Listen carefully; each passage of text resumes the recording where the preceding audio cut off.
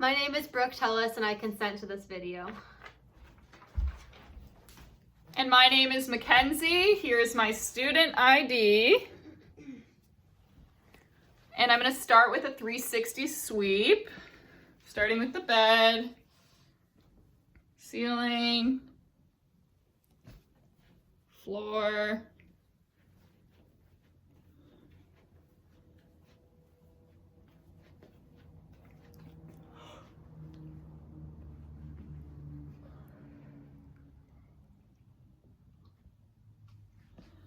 right.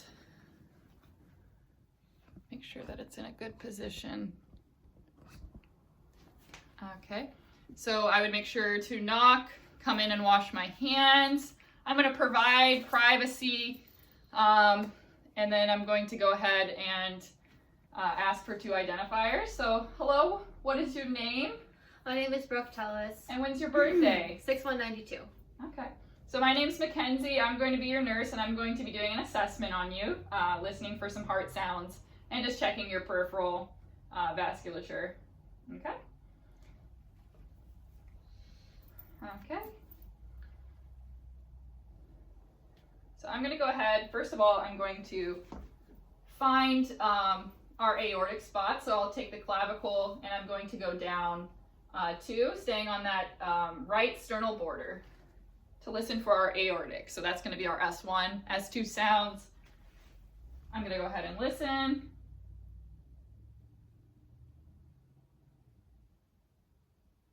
And those S1, S2 sounds that I hear, I hear them pretty good. I'm going to go ahead and go on to this side, same thing. 1 and 2. This is going to be the pulmonic.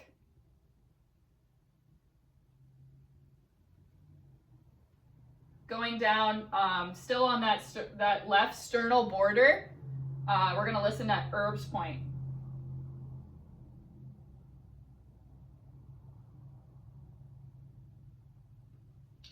Do you mind lifting your shirt up for me?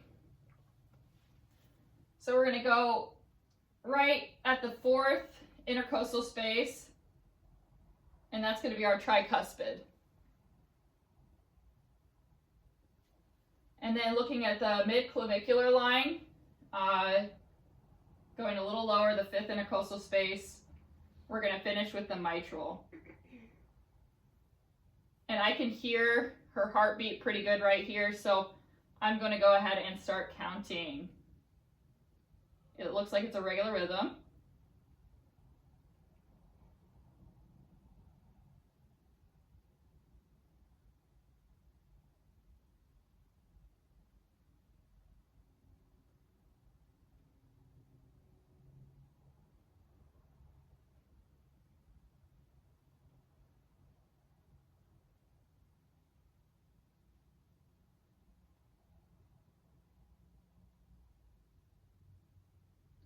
Okay, so what I counted for 30 seconds because she had a regular rhythm, and what I heard was 28, so that would be 56, which is considered bradycardia, but she is an athlete, a runner, so that's going to be pretty normal. Listening to all the heart sounds, I heard the S1, S2 sounds, and I didn't hear any extra heart sounds, any S3, S4 sounds. I didn't hear any murmurs or any other irregular heart sounds. Okay, so I'm going to go ahead and I'm going to inspect the arms. Can I see these arms? Okay, so looking at the skin color, it's kind of like a pale white color. She does have some primary lesions, and those are equally distributed throughout. They're all flat, pinpoint sized. I don't see any redness or swelling. I'm going to go ahead and just feel. I don't feel any swelling. The skin looks intact. I don't see any ulcerations at all. And do you mind testing that your hand grip? Squeeze for me. And she does have a strong hand grip bilaterally. So again, yeah, everything is symmetrical. And everything appears to be intact. Oh, she does She does have a secondary lesion here in the form of a keloid scar. So I will note that. Do you mind sitting back for me? We'll go ahead and inspect your legs. Yes.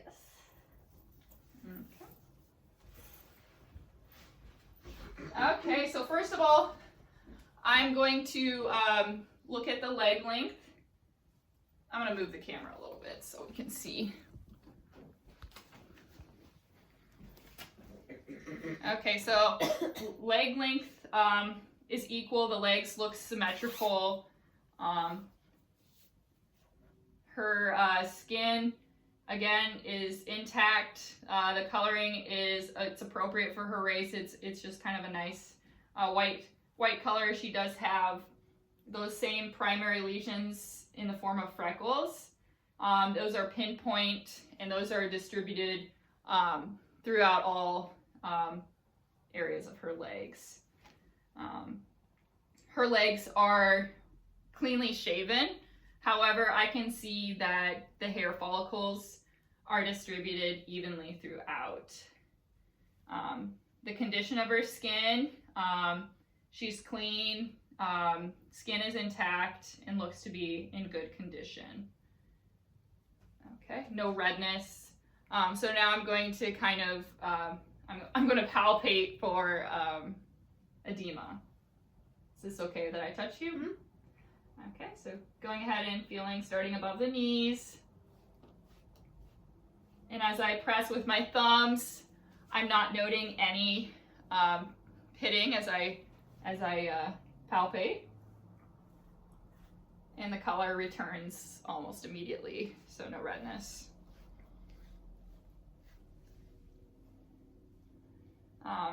Looking again, I don't note any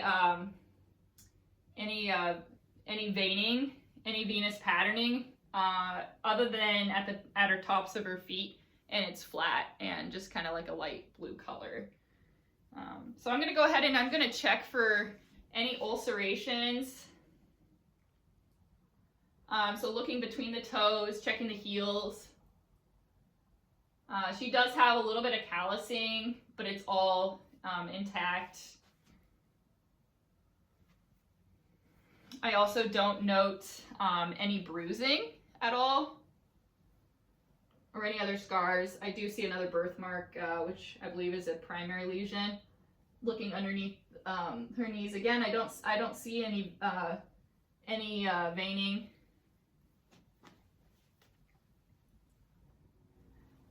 And do you happen to feel any numbness or Nope. tingling? No.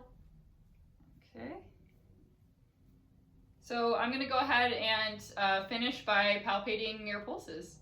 So the tibialis anterior pulse is going to be right behind the medial malleolus. And it's very strong, so I would give it a +3, and it has a very elastic component to it. So next we'll move on to the dorsalis pedis pulse.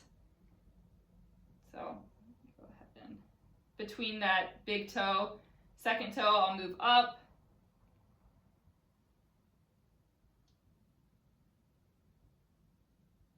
And again, I would say this one's kind of +2 to +3 with that strength of it. Again, it feels very elastic. And I don't know if I noted this earlier, but I didn't note any moisture on the skin. Everything was nice and dry and appropriate. Okay. And I'm going to place your call light in reach for you. And I'm going to position the bed into the lowest height, put 2 side rails up, and make sure all your items are within reach. Okay? And I will make sure to document my assessment. Thank you.